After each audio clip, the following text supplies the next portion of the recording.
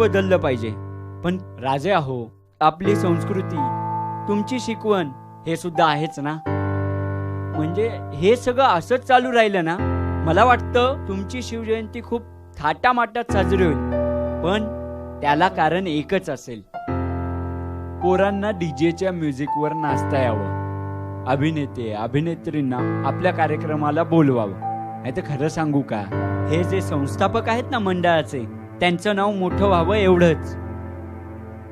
राजे, तुम्ही गड किल्ले किती पराक्रमांनी काबीज केले हो. पण आज त्याच गड किल्ल्यांवर आजची तरुण पिढी नको ते चाळे करतात, पार्ट्या करतात, किल्ल्यांच्या भिंतींवर आपल्या प्रेमाचा ठसा उमटवतात, दारू पितात.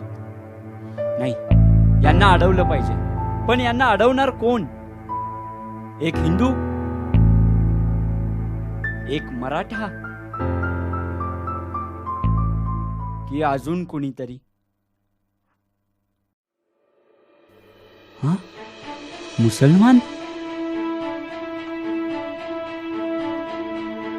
राजे, तुमचा शिवभक्त मुसलमान? वाह राजे, एक मुसलमान शिवभक्त. मैं मुस्लिम हुआ तो क्या हुआ, राजे तो सबके ही राजे थे.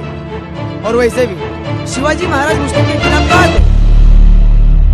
जनाब, शिवाजी महाराज के तोपखाने का प्रमुख कौन था? इब्राहिम खान, उनका पहला सेनापति. नूर खान, आगरा में शिवाजी महाराज के साथ कौन गया था? मदारी मेहतर. इतना ही नहीं, शिवाजी महाराज के 31 अंगरक्षक थे, उसमें से 10 मुस्लिम थे. और उन्होंने कोई फर्क नहीं किया, तो हम कौन होते उन्होंने फर्क करने वाले? राजा में इसलिए पसंद है क्योंकि राजा ने एक मस्जिद नहीं गिराया, एक कुरान नहीं जलाया. जैसे राजा आपके हैं वैसे हमारे भी हैं.